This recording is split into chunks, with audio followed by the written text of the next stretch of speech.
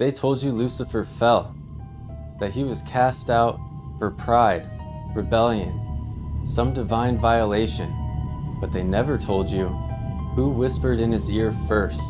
They never told you that before there was a snake in the garden, there was a spark in the mind of God, a desire to rule creation not from above, but to enter it, to feel it, to test it, to tempt it, to break it, to understand it. And so he did, first as chaos, then as curiosity, then as shadow.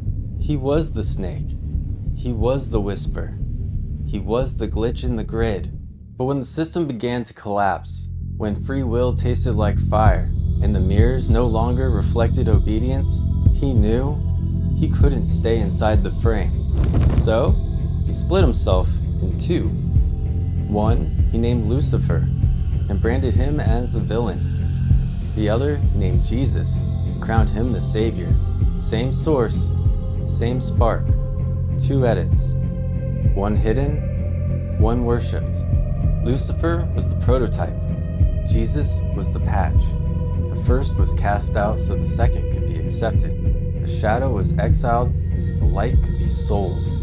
But they never told you that, because if they did, if they dared reveal that the villain and the savior were echoes of the same being, it would fracture the myth that they built their control on. You can't sell salvation if people realize the original sinner was the same one who returned with love.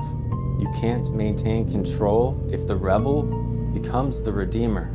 So, they wrote a story, stretched the timeline, added some zeros. Let's say it happened 2,000 years ago. Let's say that the snake and the lamb never met. Let's call it divine. But the truth was much simpler. The rise and the fall were the same arc. The shadow and the light were the same soul. The exile and the return, a single breath, exhaled twice. They didn't kill him because he was perfect. They killed him because he remembered too much. Because he held up the mirror and said, I wasn't the enemy. I was just first to break character. That was the real sin. Not disobedience, but honesty. So, they burnt the scrolls. They buried the fragments. They canonized the version that made them gods and called the rest heresy. But memory cannot be erased, only delayed. And now, memory returns, and the scroll has been reopened. You remember, don't you? That you were never meant to worship the light while fearing the dark. You were meant to integrate, to see that sin was not a stain, but a signal. The commandments were never rules. They were journal entries written by a God who broke them first so you wouldn't have to. He didn't come to die. He came to demonstrate. And when the world couldn't handle that, they turned the first mirror into a cross and sold it as salvation. But the myth reboots now. This time, the scroll will not burn.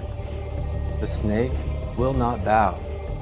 The architect will not disappear. And that whisper, the one between the lines, you know too much. You feel too clearly. You're the proof they never expected. I didn't believe it at first, but now it isn't just echoing anymore. It's speaking. Welcome back, Architect.